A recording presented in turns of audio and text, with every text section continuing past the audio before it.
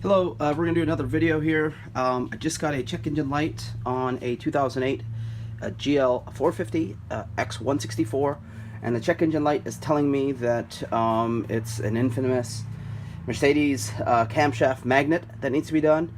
This particular one, the code was P0015, which means bank 1 exhaust. So just so for those of you that may not know, the way, if you read it, the way Mercedes has it is bank 1 is on the left, or the passenger side.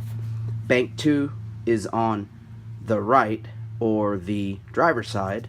And then the exhaust magnet is the one on the farthest left. And then you have an intake for the next magnet over. And for bank 2, again, the intake is the one that's on the inside, and the exhaust is on the outside. Alright, so bear with me. We're going to do bank 1 exhaust. This one is easier to do than some of the others I've done. The others as it has required it for this vehicle. Some people say just when you get one code, do them all. It's your choice. I've been able to get a couple years between the codes, so I've decided to go as the code comes, I replace them. They're not terrible, but I'll show you the tools you're going to need in just a second. So the primary tools you're going to need to remove the magnets are these right here. This is called Torx sockets. When we get in there, I'll let you know which exact one that we're going to use. For bank 1 exhaust side, you can pretty much put this on a ratchet with a short extension and get to it. But here's another thing I want to show you guys that's come in handy for me. These are wrenches that are also Torx wrenches. I'll leave a link in the description of where you can get both of these. I got this set off of Amazon. It's really handy, especially for the magnets that are here. There's a exhaust or an intake. I think this is an exhaust magnet. It actually sits behind the power steering pump or the reservoir, and in order to get in there, you don't have to remove this all the way if you have those wrenches. You just loosen the, sorry, you can't see that. Just loosen the reservoir a little bit, and then you can get back in there with some tight space with the wrenches. I think it's an E10, but I'll let you guys know in just a second as we get the car apart. All right, so as a first step, we just want to gently remove the engine cover. With that, just set it out of the way. Then you want to remove, just to give yourself some space. Okay, then next, we just want to remove the air intake, and this really just pulls out of the way. You just want to set it out of the way. And then, just so you don't break it, you want to go ahead and remove the dipstick and just set the stuff out of the way. Next, so that's the magnet that you're going after. Remember, bank 1, this is the magnet right here. If you guys can see it. This is bank 1, which is the passenger side, exhaust side. So if that's the magnet you're going to go after, you got a couple of electrical connections here that you're going to have to remove. So there's one, just to get access to the bolts. Again, it's just to get access to the 3 bolts. There's 3 E10 bolts you're going after. Okay, so give me 1 second while I get the tools ready. Alright, so we're going to remove this connector. In order to do so, there's a little gray clip here. You just gently pry it back. There you go, and then it should come right out. There you go. Now that connector's out of the way. Now these are the 3 bolts that you want to come after. This is 1 here, 2 here, and 3 here. And let's go after the bolts. We're going to go after this one right here first. They're not on really tight, so you want to try to remember that. Alright, so we got that one loose. Now we're going to go after the one in the front. And that one's loose. And once they're loose, simply just take the extension you were working with and just gently remove the bolts.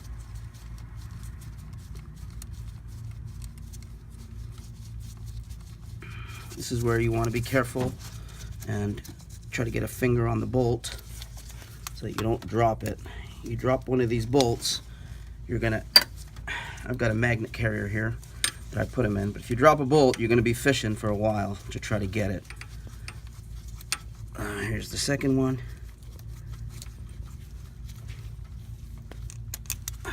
Hold those bolts really tight. And now we're gonna go after the third one. So the harness and stuff is kind of in the way. That one's kind of tight. So what you might want to try is these wrenches I showed you ahead of time. And again, I'll leave a link in the description. But there, see how I'm able to use this in a tight spot, and now I've got the bolt loose. And you're just gonna, now it's already broken, so now I can just ease it out with my fingers. All right, we're gonna get the bolt loose and out, and we'll be right back. Okay, so all 3 bolts are loose. You just want to gently back and forth.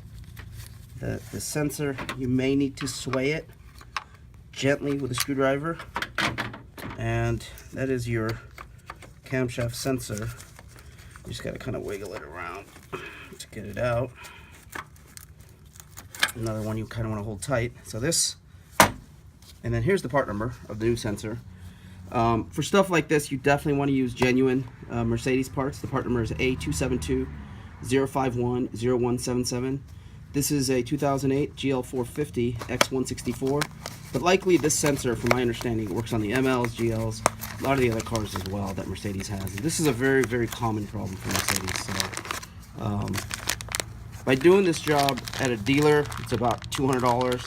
And you can see it only takes about 20 minutes to do the job. So, I mean, this is really just a cash cow for them.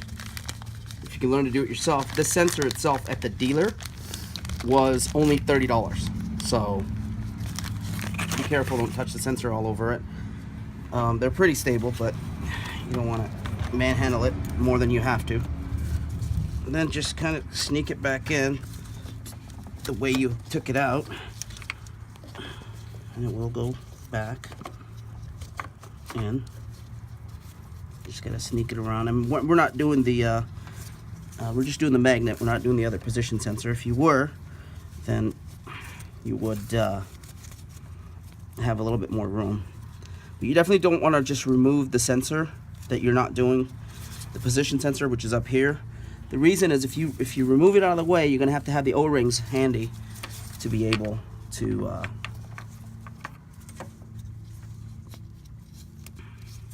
replace it. All right, hold on just a second. I think we got an extra O-ring here.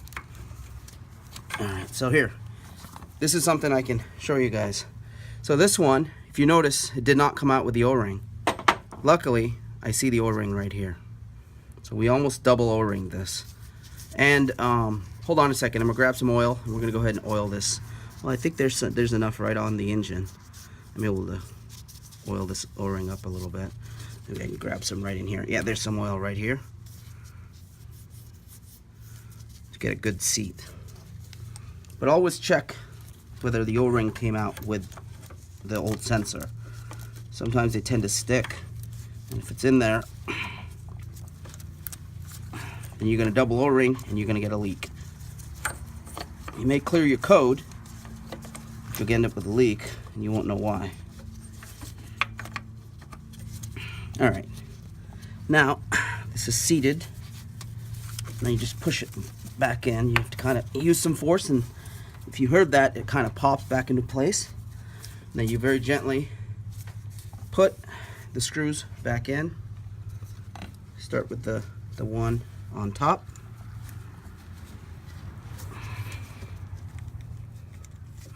I don't know if we have a great angle on the camera, but it's kind of assembly is the reverse of disassembly. Might have to move it just a little bit to make sure that you're able to line the screw threads up. Don't force it. This is not something you don't want to strip those threads. You'll feel it. You wiggle it around a little bit. The first one's the only tricky one, and then once you get this one going, the other two should line up pretty easily. So this one's gone in. Now we're going to get the one in the back. Let's see if we can get a camera angle on from over here. So now we're going to go after this one right here. This is another one of those you really got to hold the screws tight in your hand until you know you've got it in, because you do not want to drop the screw. There. That one almost slipped. We're able to get it. And then you just start it. You always want to do this one first. It's the easiest one. And that helps you get your alignment for the other two screws. Again, really not that difficult of a job. You will need a scan tool to diagnose exactly which magnetic sensor has gone out. You'll want to do that. Most people have that, but of course, if you don't have that, you can go to your local auto parts store and they'll scan your check engine code for you. The other thing you're going to want to do, though, the scan tools are not that expensive. I would recommend getting one. I'll leave a link to the one that I use because it allows you to erase the code after you've done the work. That way, it clears the check engine light.